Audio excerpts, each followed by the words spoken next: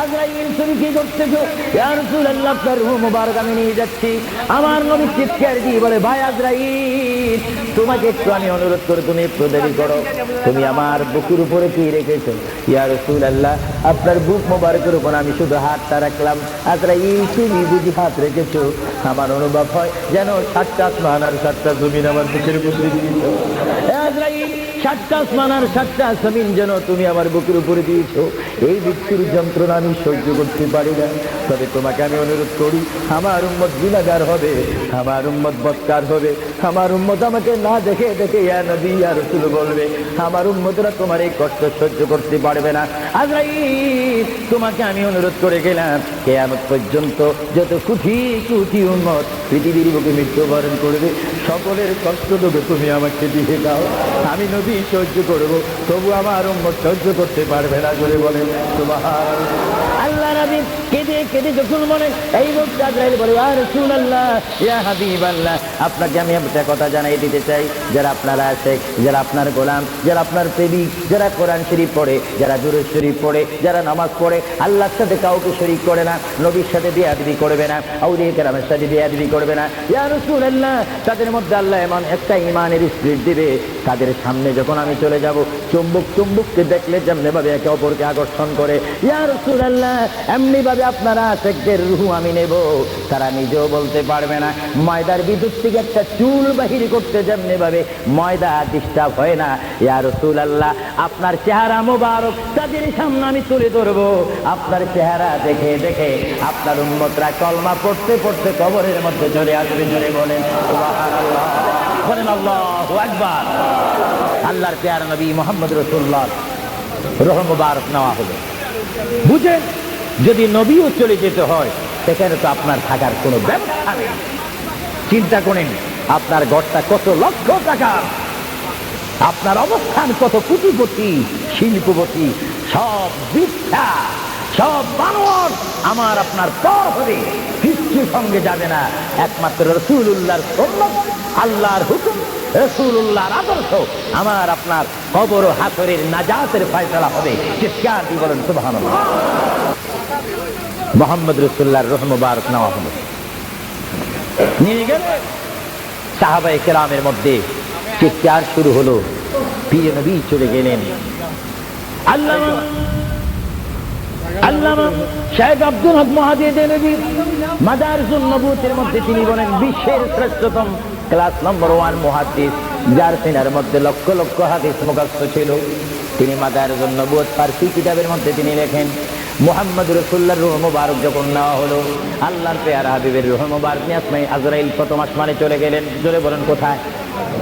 প্রথম আসমানে গেল, দ্বিতীয়, তৃতীয়, চতুর্থ, পঞ্চম, ষষ্ঠ, সপ্তম আসমানে যখন চলে গেল, ওই সপ্তম আসমানে যাওয়ার পরে আল্লাহ রাব্বুল আলামিন হাকামুল হাকিমিনের ওই পাঠানো আজরাইল তিনি চিৎকার দিলেন ফেরেশতাদের মহলের মধ্যে গিয়ে, ফেরেশতাদের কাছে গিয়ে তিনি একটা চিৎকার দিলেন, ফেরেশতারা তোমরা একটু আমাকে বিপদ থেকে রক্ষা করো, আমি জীবনে অনেক রূহ নিয়েছি, কিন্তু এমন একটা চিন্তা অনুভব করিনি, মুহাম্মদ রাসূলুল্লাহর রূহ মুবারক আমার হাতের মধ্যে, এই রূহুর নূরের তাজাল্লি আমি সহ্য করতে পারছি না, তোমরা এই নূরটা একটু গ্রহণ করো। ফেরেশতারা জবাব দিচ্ছে, আজরাইল, মুহাম্মদ রাসূলুল্লাহর রূহ মুবারক জায়গার মধ্যে এখানে কোনো জায়গা নাই। এইভাবে আজরাইল আরশ, কুরসি, লৌহ কলম সব জায়গার মধ্যে গেলেন, লাহুতে গেলেন, মালাকুতে গেলেন, রূহ মুবারক কোথাও রাখার জায়গা নাই। কিছুক্ষণ পরে আমার আল্লাহ ডাক দিয়ে বলে, আজরাইল, আমার বন্ধুর রূহ মুবারক তোমাকে আনার জন্য বললাম, শুধু একটু পরীক্ষা করলাম, বিশ্ববাসীকে শিক্ষা দিয়ে দিলাম। হে আজরাইল, আমার বন্ধুর রূহ মুবারক, বন্ধুর বডি ছাড়া দ্বিতীয় কোনো জায়গা রাখেনি এই বন্ধুর রূহ মুবারক রাখার জন্য। হে আজরাইল, তুমি দেরি করো না, যে মদিনার থেকে সাহাবায়ে কেরামের সামনে বন্ধুর রূহ মুবারকটা নিয়ে এসেছো, আবার ওই জায়গায় গিয়ে রূহ মুবারকটা দিয়ে আসো। জোরে বলেন সুবহানাল্লাহ, বলেন আল্লাহু আকবার, বলেন ইয়া রাসূলুল্লাহ। এটা হুকুম কার? রূহ মুবারকটা আবার নিয়ে আসলো।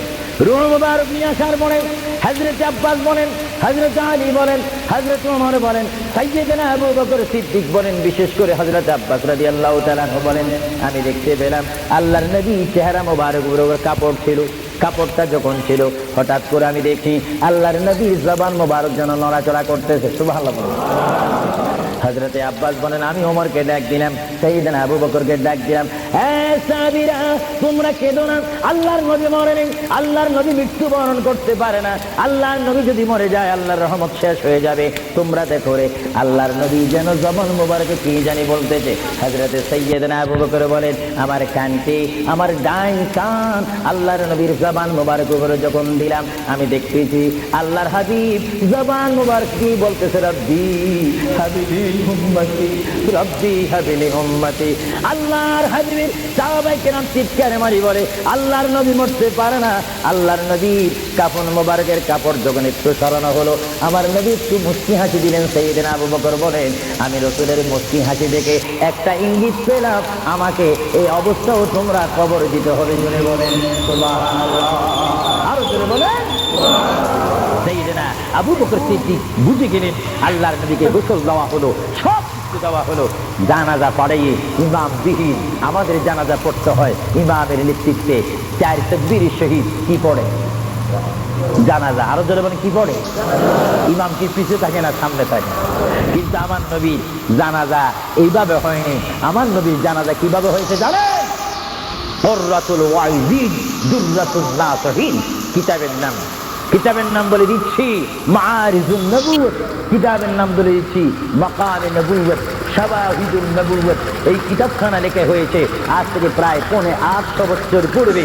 আল্লামা আব্দুর রহমান নুরউদ্দিন জামি রহমাতুল্লাহ আলাইহি কিতাবের মধ্যে উল্লেখ করেন, মুহাম্মদুর রাসূলুল্লাহ সাল্লাল্লাহু আলাইহি ওয়াসাল্লাম এমন একজন পয়গম্বর যার মৃত্যু এমন একটা মৃত্যু হয়েছে, যিনি কবর শরীফে যাওয়ার আগে তার নামাজে জানাজা পড়েছেন।